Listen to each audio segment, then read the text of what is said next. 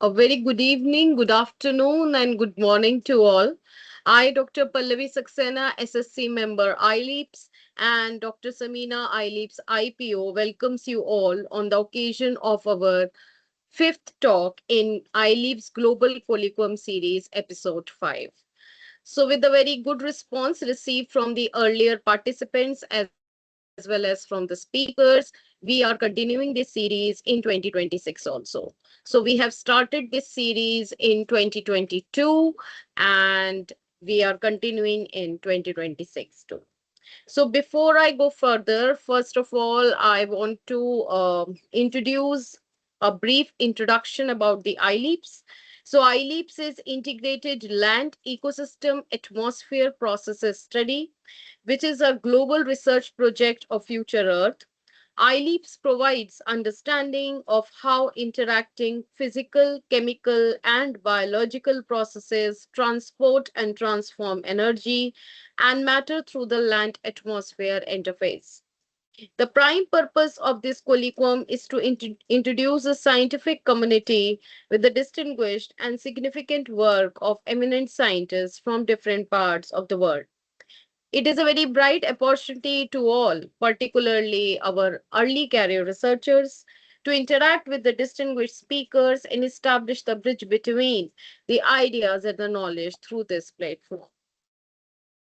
So, our today's speaker is Dr. Claire Granier, who is a senior research scientist in CIRAS, University of Colorado, NOAA Chemical Sciences Laboratory in US, and holding another position as emeritus senior scientist in Laboratoire d'Aérologie in France.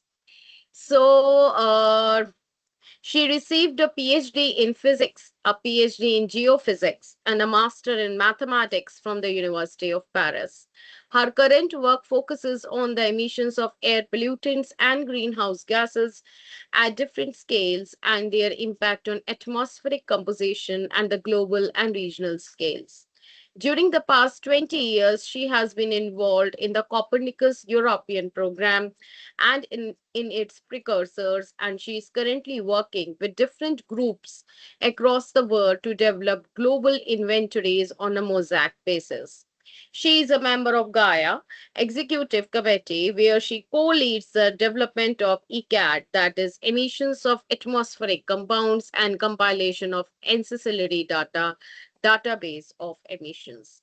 So today she will discuss about the quantification and uncertainties in the emissions of atmospheric compounds and also the community activities within the Gaia, that is an international project with the IGAC, and also on ECAD, that is emissions database, will also be discussed.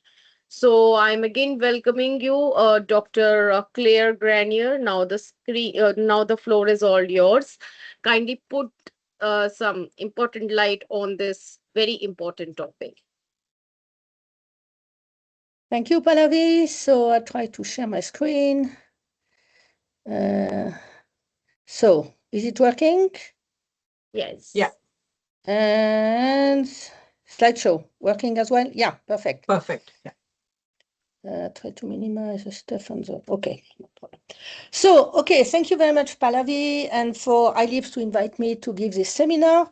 So, I've participated in several iLEAPS activities in the past, and I will tell you more about that. And I'll talk, as Pallavi mentioned, about the quantification uncertainties in the emissions of atmospheric compounds.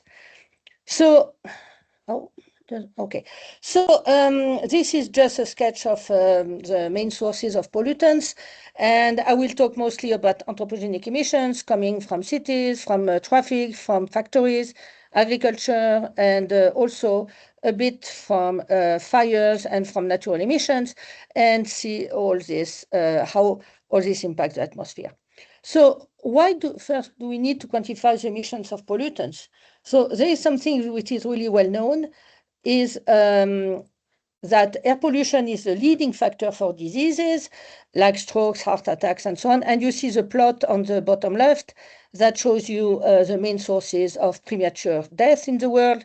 and about 8 million in 2023. So it's a huge number. And we see also on the plot on the right that the number of deaths from outdoor pollution is quite different between countries, but it's always quite important. So reducing the emission of air pollutants should improve global health. And yeah, and at the same time, we know that we need to quantify the emission of greenhouse gases because, as we have heard many times, that these greenhouse gases are the cause from climate change, and also a lot of papers or newspapers and so on have reported that reducing the emission of greenhouse gases helps fighting climate change. But the problem is, if we turn, yeah, okay. The question is, can we really quantify accurately the emission of atmospheric compounds and understand why differences in emission data sets are so large? And we need that because to manage the emissions of compounds, we need to know their origin. You know, if you change the emission of one sector and it's a very minor sector, it won't change anything. But also you want to monitor the impact of policies to limit emissions. If you want to limit the emissions and manage that, you need to know the basis, the value at the beginning of the emissions and what would be the emissions if you do something. So first, I will start to tell you about two programs that are dealing with emissions because I will mention them several times, so it's better to put them at the beginning. Give you some ideas of the general methodology to calculate emissions, focus more on anthropogenic emissions, give a few words on the emission on fires and natural emissions, and finally, as mentioned by Pallavi, tell you about the database of emissions. So first, the international projects. So the first one is Gaia. So Gaia is a project of IGAC, and IGAC is a sister project, if you want, of iLEAPS. So IGAC is focusing on international global atmospheric chemistry. And just to tell people who don't know about it, the conference in 2026 is in Heraklion in Greece in September, so very soon. And Gaia, the project called Global Emission Initiative, here you have the website, was founded a long time ago, in 1990, to bridge science, society, and policy and bring together people, data, and tools on emissions and try to create really more information about emissions and provide a forum to discuss about emissions. So current leadership is Catilius from France, Brian McDonald from the US, and Nicolas Huneus from Chile. And Paulette Middleton is managing the network. I'm managing the database. And we have a great scientific steering committee with colleagues from India. So Pallavi is a member, and China, and many other countries. So very diverse steering committee, which helps defining the activities. So if we look at Gaia here, the main activities, so Gaia's working groups on regional emissions, so as Asia, Africa, Latin America, and scientific emission issues are also taken into account with VOC, methane, urban temporal variations. And I should say this working group are defined by people who are interested in, in leading them. So anybody can propose a working group with 2 or 3 people and so on. And we have also organizing biannual conferences. So 2023 was in Belgium, and I've seen that Jenny is listening to the seminar, so she organized the one in 2023. 2025 last year was in Ivory Coast. Next one will be organized by Nicolas Huneus in Chile. And so we have a website that tells you about the organization of the different activities, and I will tell you at the end about the database of ECAD. So another project is Copernicus, which is funding quite a bit of all the work we do on emission. I've seen Aura is also on the seminar, so she's part of that as well. And Copernicus is Europe's eye on Earth. So it's basically, it's a short name for that, but it's a satellite program for the EU, but that also combines a lot of different observations from the ground, from aircraft and so on, and it's combined with models to provide value-added services. And for different service, so one is atmosphere, the one I will talk about, one is climate, one is land, one is marine, and so on. And many of the Copernicus datasets that you can see are also the basis of data provided by the Windy app. For example, if you look at this one, the Weather Channel, and a very new thing that was done by Copernicus is weather the day you were born. It's quite fun to look at. I've put the link here, and you can see what happened the day you were born, basically. So the main thing with CAMS is to remember that the data are fully open, totally free of charge. And what you can get from the system is data on air quality at regional scale, ozone layer, climate forcing, global analysis, forecast, analysis, and so on at the global scale. And you can also get emissions. So I will talk more about that. And why do we have all these emissions is because to run the global models, the global model, there is only one, and the 11 regional models for Europe, you really need to have very detailed emissions of anthropogenic ships, temporal profiles, biogenic soils, ocean, and so on. And all these data sets are called CAMS Globe something, CAMS REG for the EU.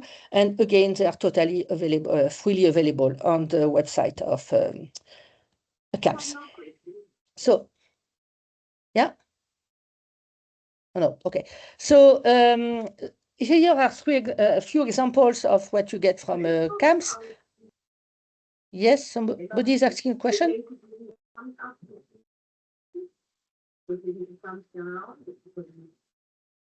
Is I think, somebody- yeah, I'm muting. Yeah, somebody is talking, okay, but okay. I'm muting Now, them. It's okay. You I can thought carry somebody on. was asking a question. Okay, so here are some examples of what you get from CAMS. So I took that a few days ago on the CAMS website.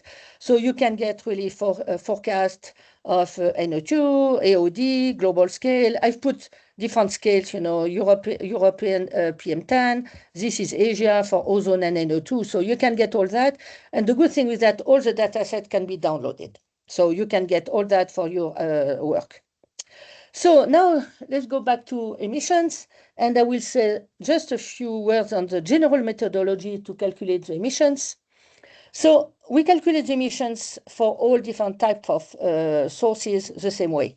So it's always the same formula where you have what we call an activity, which is, for example, the amount of fuel burned in a power plant, or how many kilometers you drive with your car, and so on. So this is called activity. And this formula is for anthropogenic emission at the top. Middle is from fires, where the activity data is basically what you burn. And for biogenic hydrocarbons, it's the same one where you have emission activity, which is really depending on the amount of vegetation that is emitted, something.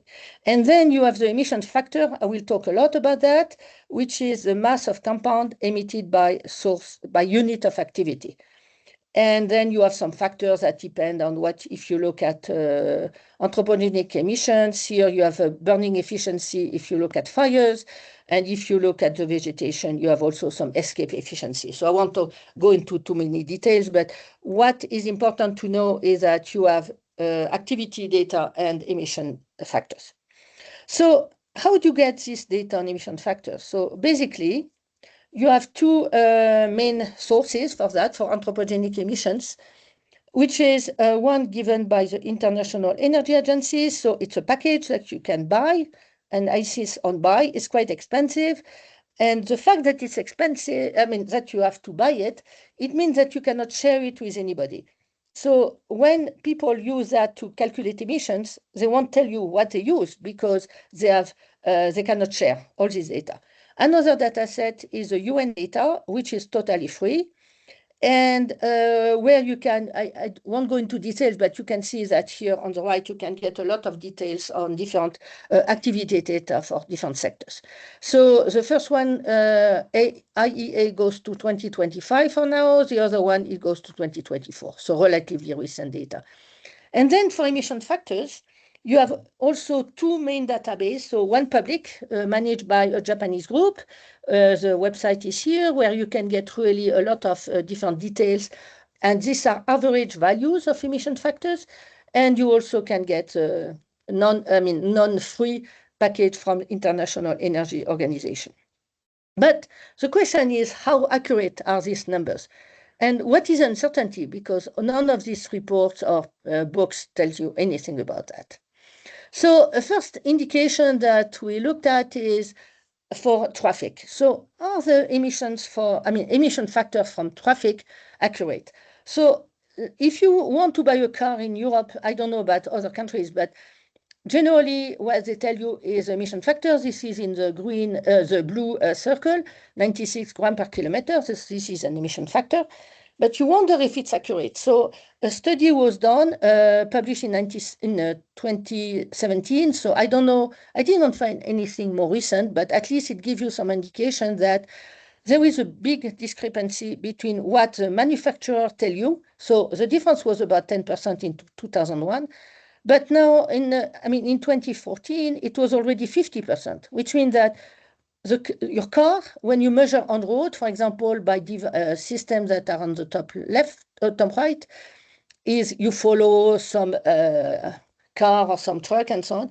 But you can see that the numbers that are reported are not really accurate. So how do you do it? So there are some devices here that you can put something behind cars, behind trucks, and so on. But you have to remember that it's quite difficult to measure that. You need to do accurate measurements. And these are images of summer schools that took place before the previous Gaia conference, so in Abidjan, in Ivory Coast, in 2025, where the students spent half a day learning how to measure accurately emission factors. So they had many devices and so on, and so that you can learn how to make accurate measurements. And you will see a bit later that it's quite important, because what you get from local measurements and what you get from databases can be very different. So another thing that is very difficult to take into account, that when you take traffic emission factor, it also depends on the way people drive. So if you take the blue values, which are normal driving, so relaxed person and so on, you have certain emission factor for different species. But aggressive driving, you get much higher emissions. Like, for example, for PM, it's more than factor of 2 higher, and a bit not so much different for NOx, but quite different from CO2 and other compounds. So this is very difficult to take into account and never reported, as you can imagine, because nobody knows exactly the proportion of aggressive driving versus normal in a city, basically. So what was done as part of a project called, this one is Corso, which is a project that was done which is linked to the Copernicus program. And you can see the website here. And my colleagues Tierno Doumbia and Hugo Merli in Toulouse, what they did, they collected all the data sets they could find, but not only in the databases I showed you, but also on all publications, reports, whatever they could find, and reports of campaigns and so on. And they put all that for all countries of the world when they found data sets. And on the plots, and you see here NOx, for example, from Brazil, and they had 4 categories of cars, so cars, light duty and heavy duty, trucks and motorcycles. And they look at probability density distribution here, and based on the number of cars in each country, they define a density probability function for traffic in each country. So this is quite interesting, because it gives you, for the first time really, detailed information on the uncertainties of traffic emissions. And what they did, this is part of another project, which is also linked to Copernicus, called CAMEO, so CAMS evolution. What they did global maps of the emission factors. So here is for CO2 and NOx. And below you see the uncertainty for road transport in all countries. And you can see that the uncertainties are relatively large, sometimes up to 100% and so on, in many different countries. And depending, if it's CO2, it's NOx and so on, it's quite different. But the thing is, this is obviously not the end of the study, because there's still a lack of national data for certain regions. And we have also, the one thing which is complicating to deal with is the unit conversion, because each country reports different units. and do not always give you the way to convert data and so on. But now also what we have done is expand this methodology to other sectors, power generation and residential, and industrial sector is still underway. So another issue that we have to deal with when we look at emissions is the gridding of the emissions. And this is an example of the first ever gridded datasets. So it's a paper in 1989, and it's global emissions of NOx in the world. So what was done at that time is just you take a piece of paper and you report numbers based on some data that you could find. So this was the first very one. And then a colleague in Belgium, Jean-François Muller, did the first global inventory for 3D chemistry transport models at 5 by 5 degree. It was published in 1992, but at least people started to realize that you need to have much more information if you want to run models, because before that, everybody was developing models without thinking too much about the emissions, and now more and more it took some importance because you realize that your models results really depend on what you put as inputs for the models. So now, recently, you understand that it's not just paper, 5 by 5 degrees and so on. We are dealing with much higher resolution, and many tools have been developed for grading the emissions, but they're all based on what we call proxies. And here is what TNO, which is a laboratory in the Netherlands, with leading the activity of CAMS on emissions, and the way they do it to grid the emission for Europe at a high resolution, and they use what they call proxies. Proxies can be depending on year, country, the different fuels, the different activities in each country, and so on. This is another system that was published 2021 with also different proxies, and knowing that proxies maps are generally not available publicly, but it gives you some ideas of what people need to grid the emissions. And a data set that is used a lot when you don't have a lot of information in different countries is a gridded population of the world. So it's distributed now by Earth Data from NASA, and it's a project between different groups at mostly at University of Columbia in the US. And you get maps like this one, 2020, very, very high resolution and of the population. And this is very useful for gridding if you don't have any other information in some countries. So other issues that could be also important for emissions to look at could also bring a lot of uncertainties is the temporal profiles. So this is an example with what we call CAMS Globe Tempo. So is a collection of gridded monthly, weekly, daily, and hourly temporal profiles for the last 20 years. And it considers a lot of information to look at that. For example, if you look on the bottom left, the residential combustion, you have the influence of temperature.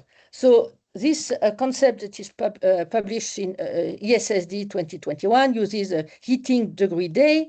Basically, it's using the temperature, the outside temperature, to define the daily factors on the emissions from residential activities. And you can see here really that you have large differences from day to day about these residential emissions. And same, for example, for fertilizers. When you apply fertilizers on the crop field, the emissions will depend really if it rains a lot, for example, the next few days and so on. So this is also taken into account, and this data set takes into account the influence of meteorology and the calendars for applying the fertilizers for all different countries. So both of them are global data sets. So another source of uncertainty is an NMVOC speciation. So what does it mean? It means that when you get a data set of emissions, generally people give you either VOC, so volatile organic compounds, or NMVOC, which are non-methane ones. And most data sets provide the total emission, the emission for total VOCs. But they don't give you any indication of the individual VOCs. And the models, they don't really care, for example, about total VOCs, but they want all the individual ones. A few are listed here, but you have many more. And So the problem is that few data are available at the global scale. I'll show you what is available in a few minutes. And there are more data available at the country or city scale, but it still needs a lot of work. And also, I should say, some models use either speciation, which can be also based on reactivity, or when they don't have data, they just use a global percentage. For example, they say, oh, ethane emissions, 5% of total emissions, something like that. So we have to look at that. So what was done around 2000, so a long time ago, but never published, is define a list of 25 individual VOCs, which is here. The number 25 is not on the table. It's chlorinated hydrocarbons. And this was adapted to the chemical scheme used in the model at that time. But the thing is that this list has not really been updated at the global scale, at least in the last few years. It's just started to be updated to be more consistent with the current knowledge of the VOCs. So what was done, for example, recently also, to understand that better, is a paper by Erika von Schneider-Messer that was published a few years ago, but some studies are still going on to look at different other emissions, but this is the solvent sector. And what she has done is collect for what is used in different European models at that time. And a lot of these VOCs, basically the 25 VOCs I showed you. But what you can see is in terms of percentage of emission in the solvent sector, you have absolutely no consistency at all. So this is kind of a problem, because if you use one model and you use another one, what people use, you will get totally different results for VOCs. And VOCs can be very important to other compounds, for example, to calculate OH. And the hydroxyl radical, it also depends quite a lot on the VOCs. So this is complicated, but it needs to have more progress. And Erika and other people started a working group in Gaia on VOCs. Now it has been started again. And if you're interested in these topics, you can always join the Gaia group on that, because it's a very important issue. And one way of doing better could be to use results that were published by the group at Hong Kong University of Science and Technology 2023, where they collected data for many different sites in China. And they found like the different colors are different species, different places. And based on that, you can calculate the ratio between the species. And with this ratio, you can better represent the partitioning of VOCs in models. And this is also something that needs to be taken into account, which is not really well taken into account yet. It's a new category of species called volatile chemical products that are coming from pesticides, inks, adhesives, cleaning agents, and also personal care, like shampoo, shower gel, and so on, cosmetics. And these compounds are emitting a lot of VOCs. So this is also something that can bring uncertainty, especially in a city. When you look at emissions in a city, this could be quite important and not well taken into account. So after seeing all the uncertainties, I will tell you what data sets are available. And so the global ones, and then I will give you some ideas about regional models, regional inventories as well. So just this is a list of emissions, of the inventories. And I will go one by one. But just to tell you that all the data sets that are shown here are calculated using the formula that was discussed at the beginning. So using activity data and emission factors. So when you look now at the CAMS series of emissions, so we have CAMS global and regional anthropogenic emissions. This is developed by the MPI, Max Planck Institute for Meteorology in Hamburg, and collaboration with our lab in Toulouse. And you have global emissions at 0.1 degrees that goes to 2026. So they are used for the CAMS forecasts. And it's a combination of Edgar and SED that I will show afterwards. And what is interesting in this one also, there is a specific inventory of emissions from ships, which is based on real-time data from an automatic identification system for ships. And also temporal profiles, I'll tell you about it. And I'll come back to the mosaic version at the end. And on the camps, we have also regional data set for Europe. That goes for now 2023, soon 2024. The resolution is 0.05 by 0.1 degree. It's yearly averages. And this one is supposed to be less uncertain than what we use for global emission because it's also based on emissions reported by all European countries. In this case, it's EMEP, the European Monitoring and Evaluation Program.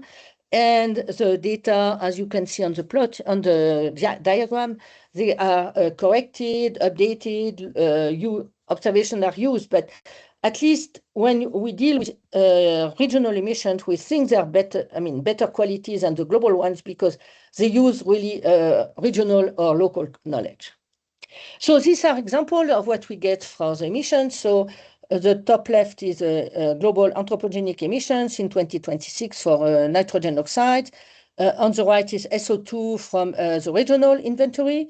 And you see really the high resolution of these emissions. And at the bottom, it's the emission from the ships by the Finnish Meteorological Institute. And what also is interesting is these emissions are available on a daily basis. So when you plot them using the tools I showed you at the end, you can really follow almost each ship every day.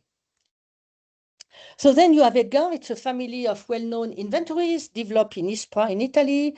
And this is a website that gives you pollutants and greenhouse gases. So last version, the most recent version for air pollutants is version 8, and greenhouse gases goes to 2024 with a separate data set, and it's 0.1 degree, many sectors.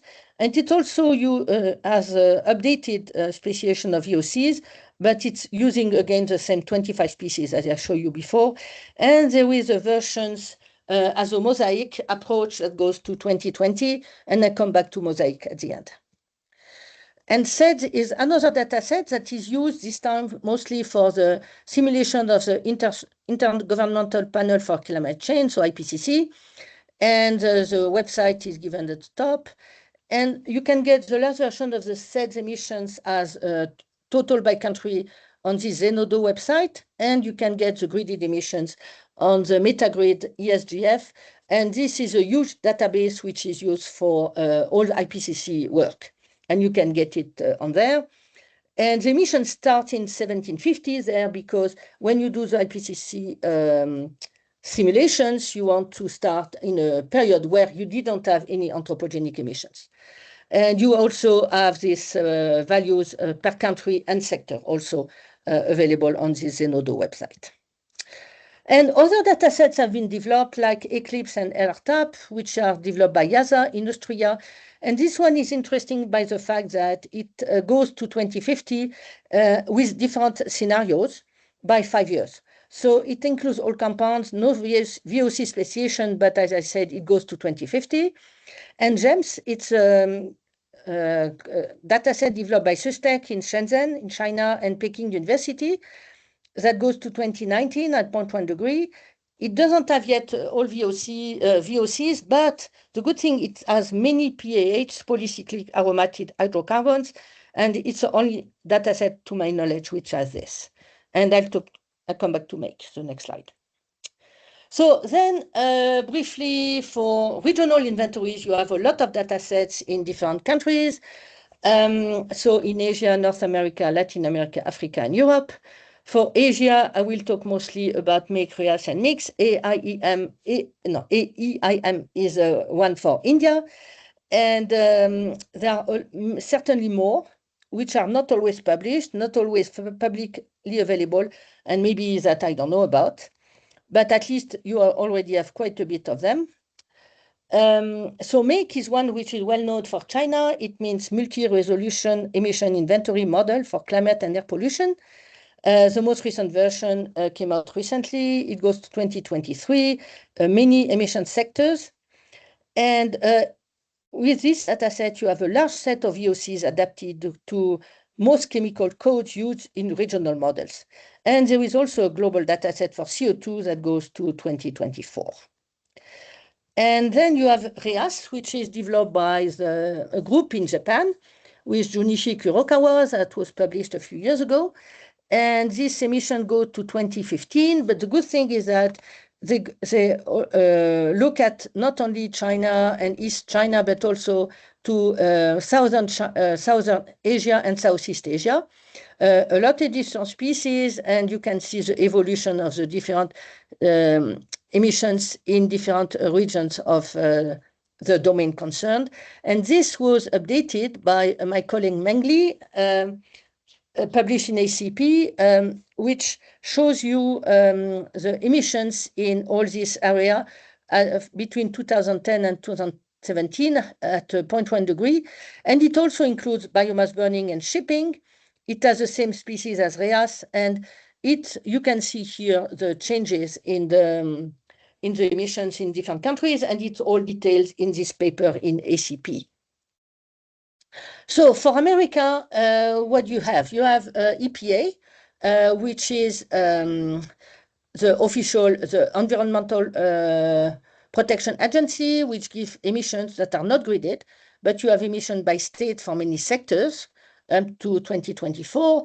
And recently, my colleagues at NOAA, CSL, and GML, and COS and NIST in Boulder, several labs, with colleagues from different labs in the US, also in Belgium and France, have published a paper describing these grapes emissions. And the thing, what it provides, it's a very detailed inventory for fossil fuel carbon dioxide, in our jargon is FFCO2, and 93 species. And it has a lot of sectors and hourly temporal resolution. And also, it has very good spatial resolution of 4 by 4 kilometers and daily and weekly emissions. So you see all the process to define all these emissions for the different sectors and so on. So if you look at it, so you see the very high resolution here. And this is from the paper that was published recently. And you see here the CO2 emissions, so fossil fuel CO2 from different inventories. So you have grapes here at the top left. Below you have SEDS, on the bottom right you have CAMS. And you see that with some inventories you have relatively large differences, even if it's CO2, which is supposed to be the best, very well known. And so I should say that version 2 of these emissions, with some updates in many sectors, will be available very soon publicly. So the rest for Canada, you have emissions that are not graded, but the values are available on PDF files for different provinces and many, many sectors. And South America, it's an inventory called PAPILA, which has been developed as part of an EU-funded project called Prediction of Air Pollution in Latin America and the Caribbean. So it's called PAPILA. And the emissions are available on Zenodo, and I'll show you on this ECAD database. And there was a first version published up to 2016 by Paula Castesana, and then updated version that has been published by Nicolas Salamos in 2024 in Zenodo, where you can get all the data. And there are emissions for Mexico, Ecuador, Colombia, and so on. And it covers a period from 2014 to 2020. So this is good because it's the first data set that exists for Latin America. So I will finish with Africa. So with Africa, it's a project that is also linked to Copernicus called COCO2, where there was inventory that was developed for greenhouse gases and air pollution, is the first one that exists for Africa, that has been developed within a collaboration between the University of Ivory Coast and University of Abidjan, Houphouët-Boigny, and our laboratory in Toulouse. And it goes to 2018, and it's called DACIWA from a previous project that worked on Africa. And I will here on the left is the NOx emission in 2018, and the plot on the right is an illustration of what I told you before, is that if you look at all the emissions provided by global inventories for organic carbon for Africa, you see they're all around 2 to 3 kilograms of carbon. But if you look at this DACIWA inventory, the line in black, that is using emission factor measured locally, you see factor of 2 to 3 difference. So which means that really having measurements of emission factor is really crucial for all that. So just a few words on emission inventory of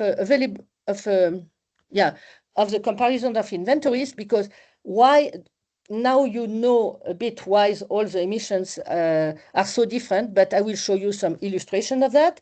And this is, for example, SO2 global total and CO global total. I won't go into details of all the data set, but it's all the one I told you about. And so all the differences are due to the use of different activity data, different emission factors. But the problem is all this activity data and emission factor used in the inventories are not public. So it's very difficult to know exactly why these data sets are different. And I should say also inventories are not released with evaluations of uncertainties. And it's the same when you look at different sectors. Here is road and ship transportation in the US, black carbon, you see huge differences as well. SO2 in China, and you see even the trend is totally different depending on the different data sets. And this is NOx from also transportation in the US. So you see large differences. And so we thought about an alternative method to quantify the uncertainties on the emissions by calculating the ratios between maximum and minimum. The reason we cannot really use standard statistical analysis for getting uncertainties is because all these inventories are not independent. All of them are using data set from another one because they are missing some data and so on. So they are all linked to each other. But at least we are doing some study like that where we look at the emissions for different years. We try to avoid the 2020 where there was COVID, which is taking into account the differences in the COVID lockdowns. Takes really very different values among inventories, so we avoid 2020, but we calculate this ratio between maximum and minimum, and we think that it could also give an idea, if not a very good quantification of the uncertainties. So the publication is in preparation, and so it will be all the data will be made public after that. So to improve the emissions, I told you that we generally we think that regional emissions are better. So we have started to do a mosaic, what we call a mosaic inventory. So where we use our global data sets, but we use for now for the US, for Europe, and for China, we use regional data sets where we apply either for regional, we just replace it because we work together, we have exactly the same way of calculating emissions. And for US, we scale the values for each state, and we do the same for China, for each province, and we scale that so that CAM's global emissions are very consistent with regional data. So we get a much better data set, and I can show you just one model result. So if you look at this model result here is SO2 in China. And if we don't go into details, but if you go to the red values, it's much higher values from the model, so the SO2 concentrations. And this is a standard CAMS emission, and on the left is the results of the simulation using the mosaic. And you see blue and red, it's kind of random, so it's much, much better because you have, it's all around zero and much better values. So which means that we think that using the mosaic-like inventory is much better. So what we are doing now is an updated version where we will replace, this scaling of EPA data by the grapes emission very soon. For the US, we will use the papilla emissions for Latin America, the Dakiwa emissions for Africa, and the new version of the make data for China. So this is in preparation and should be done by the end of the year. So now, before finishing, I will give you a few words about the emissions from fires and from natural emissions. So there are also very large uncertainties on biomass burning emissions. These are just a few pictures. And how do you really calculate emission from fires? I won't go into details, but basically you have two different methods.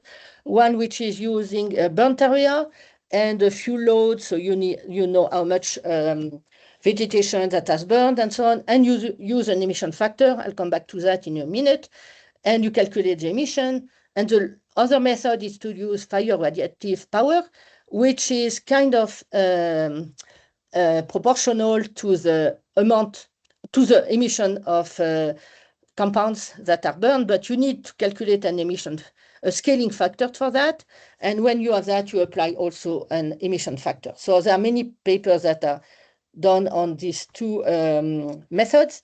And for example, here is what is done within the CAM system. So this is a fire radiative power for the CAM system on May 19, so a few days ago. And you see yellow values are the highest, and you see where you have fires in the world. And I should say there is another data set for near real-time fires, which is FIRMS at NASA. And or you use for the other method I showed you the product like the GFED product, which is a global fire data. And this is a map of the burnt area for the 2002 to 2022 period. And there is a paper published by Guido van der Werf in Nature in 2025 about that. So again, back to the emission factors. So for fires, there are compilations that are published regularly. The last one was by Andy André in 2019. Maybe there is some more recent ones that will be coming, but I highlighted here at the top CO, at the bottom NOx, and these are different types of vegetation that is burning, but you can see the huge uncertainties. Like agriculture fires for CO 74 plus or minus 50. You can see it's huge. And if you look at NOx, for example, if you look at fires from boreal forest, it's 1.1 plus or minus 0.9, basically. So you see it's a huge uncertainty on fire on the emission factor. And also another thing that is not always taken into account, the fact that the emission factor are dependent on the different stages on the fire, the smoldering that is really below ground, forest fire, ground fires, or pit fires that are even more below ground. So based on that, oh, I missed one. Yeah, colleague Christine Windin-Meyer from Boulder published a paper in 2003 in GMD, where she compared all these data sets that are based either on fire radiative energy or on burnt areas. And you can see that there is absolutely no consensus on anything. The different colors represent the different regions that are the top, and on the right side, on the bottom, you see the list of the inventories. So this means that much more work is needed to really have a better consensus on that, because your model result could easily depend on what you use for the fires. So just a bit on biogenic emissions, which are the emissions from vegetation. This is a CLAMS GloBio sketch that is done by Katerina Sindelarova at University of Prague, where basically you have, same as other data sets, you have the emission potentials, you have biomass density, which can be considered as this activity data. And based on all this very complex system, you calculate the emissions of all the species that are on the right side, from 2000 to 2024 at a 0.5 degree resolution, and you get this kind of plot where you have here on the x-axis all the years and the latitude, so it's averages, and you have the annual total emissions here, and you see 2023 was specific year because of meteorological conditions, and all that. This CAMS GloBio is also fully publicly available and can be downloaded. And Katerina, she compared the different data sets. This was a paper in 2022, and she also included inverse method, so it's all the data set called IASB. And you can see that you have also a large differences between the data sets. So again, you can explain that by issues in determination of the different data sets that are needed, like emission potential, ecosystem distribution, biomass density, and so on. So all that is very uncertain, and is why you have all these big differences. So to finish, I will tell you where you can access many of the emission data sets that are discussed here. So this is ECAD, the database of called emission of atmospheric compounds and compilation of ancillary data. You have the website at the top. And ECAD provides you large diversity of data sets at the global and regional scales, various grid resolution. It has also detailed metadata with complete reference. So and when people use data from ECAD, they are always asked to indicate the reference in their papers. And we have tools. I will show you some examples of the tools. And you can download all the data, and some of the data are restricted. So what we can also do, and we do that a lot, is to host data that are not fully published or something. And people ask us to host the data so that they can use the ECAD tools. And then when it's all published, they become fully public. So if you want us to, include other data sets, we can do that easily. So ECAD, as I said, is a database of Gaia, and it's developed in Toulouse. And my colleague Catilius, who is one of the Gaia co-chair, and myself, we are the scientific lead on that. And the technical development is done by Nicolas Zilberman and Sabine Deras. And for now, we have more than 4,000 users in all regions of the world. So this is the catalog. It's very small, but don't worry, we have a lot of data sets that are by categories in a sense. We also have some geographical regions. And one important information about the unit. All the emissions in ECAD are kilogram per square meter per second. We harmonize all the data sets that people send us.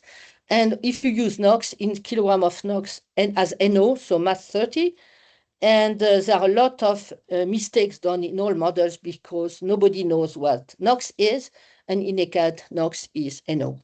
So everybody knows about it, and it's also included in the files you download.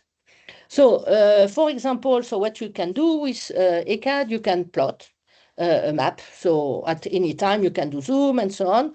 You can also, when you click on one location, you can get the emissions for whatever you want. So in this case, we looked at ship emissions. So these are the daily NOx emissions from ships in the Suez Canal in 2014.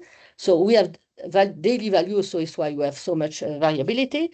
You can also look at volcanoes. So it's a data set I didn't talk too much about. It's CAMS Globe Volc, where you have all the continuously degassing volcanoes on this database. And you can also do some tools where you really look at the importance of each sector compared to other sectors and so on.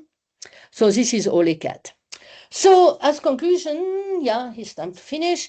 So what we can say is a lot of work has been done over the past few years to better quantify anthropogenic fires and natural emissions. And this knowledge of the emissions is really crucial to analyze observations and for all model studies. But as you could see, large uncertainties remain. They are related to the complexity of the processes determining the emissions, but also to the lack of information on crucial data like activity data and emission factors. So, which means also if you want to use emissions properly, it means that people building the emissions should document the emissions in details. And when possible, which is almost never, the data set used to quantify emissions should be made publicly available, but generally they are not. So ECAD is really helping to get access to the data and better identify the origin of the differences. So if you have emission data set that you would like to share with everybody, just contact us. We will then contact Nicolas and Sabine to include that in ECAD. So I didn't talk about inverse method, but they could also bring more information to the emissions. We use them as well. But so information on contribution in different sectors cannot be available. So an inverse modeling is currently limited to a few species, but we all work, people doing inventories and people doing inverse method. We work together to try to use as best as we can the inverse results. But this could be the subject of another seminar. So I did not have time to discuss that. And to finish, I'd like to thank you for your attention. And I'd like to thank all the colleagues who have worked on the mission, so the CAMS groups, the GRAPES groups, the African emission and Latin American groups. And we have also users of our emissions, so the CAMS group, but also people at NCAR. And thanks to the European Commission and Copernicus program who has funded many of the projects that help better define all these emission data sets. Okay, so I think I'm done now. So how to stop sharing? Thank you very much, Here. Claire. Yeah. That was an enormous amount of data that you have presented. Very, yeah. So I am opening the floor for questions. You can either post your question at the chat box or you can just unmute yourself and ask.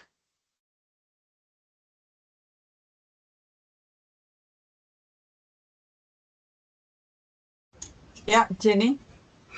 Yes, hello. Thank you very much, Claire, for your amazing presentation. So I have a question about, you showed previously in the beginning of your presentation, the NOx emission factor uncertainty for road transport. And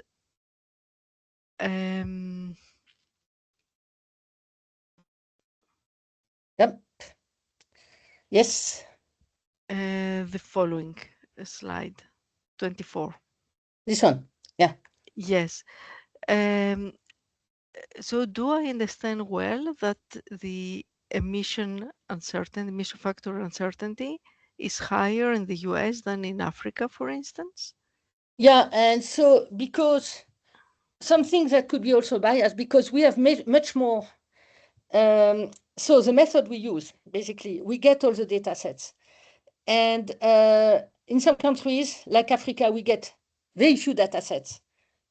So it could give a bias on how, because if you have only 2 or 3 data sets that give almost the same values, you can get, yes. This will be explained when we publish it, and you can get much less, lower uncertainty. But for example, US, where you have a lot of data, for example, on trucks, is where we have a lot, and you can see also that for Brazil. You have diesel. We have a huge difference in the diesel emissions. Why? I'm not sure about that. So Tierno, I don't know, I don't think he's here, but could be explaining that. But it's mostly related to where the country where you have a lot of trucks, for example, where diesel for NOx, there are huge differences between the data sets.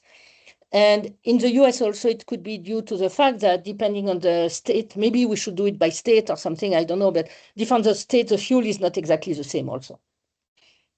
Yeah. So when you put 2 there, so yeah, could be that. It's understandable, yes. Yeah, so but it's true. It's maybe a bit counterintuitive.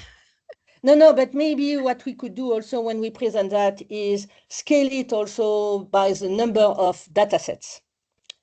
And when we'll do the publication, I think we will also maybe include a number of data that we have available in each country. So something like that. Okay, thank you very much. But it was a good question. Yeah, go ahead. I have another question in another slide, like much later, on where you show the ratio of maximum to minimum CO for CO. Where did I put? Oh, no, it's later. No, it's before the fires. Where did I put that? Here, yeah. Yeah. So when we look at that for the different years, it seems that the ratio decreases along the years. So does it mean that the uncertainty is better or better characterized, or that the inventories agree for the wrong reasons? Or what do you think? Yeah, this is a good question. So what you see, and for CO, it's still puzzling.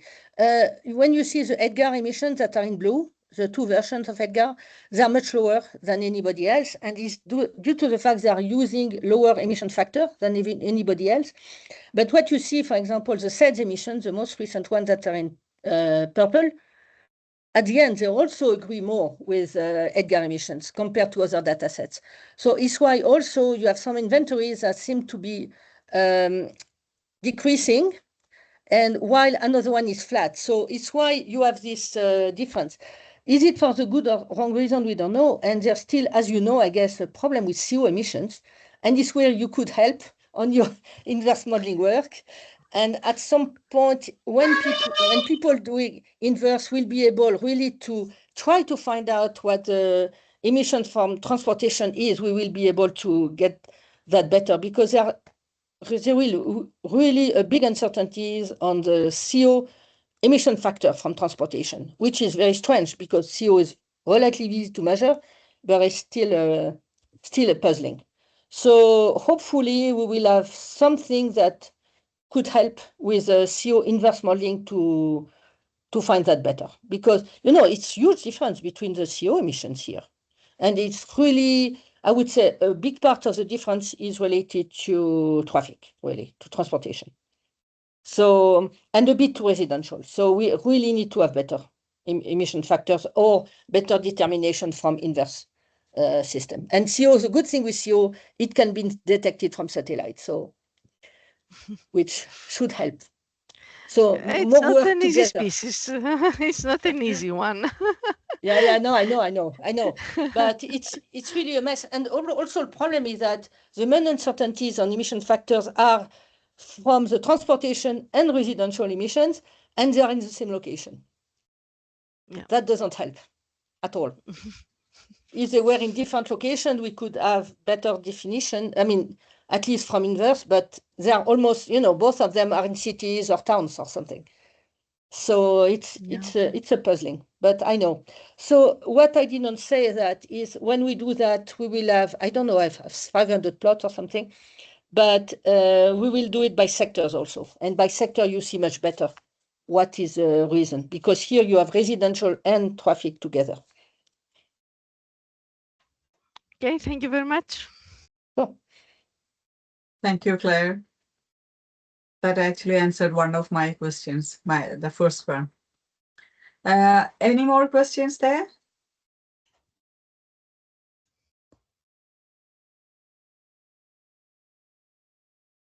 I don't see any hands raised. So maybe, yeah, we have already, it's been an hour already. So Pallavi, if you don't have any questions or anyone else, then Pallavi can just summarize and conclude the session.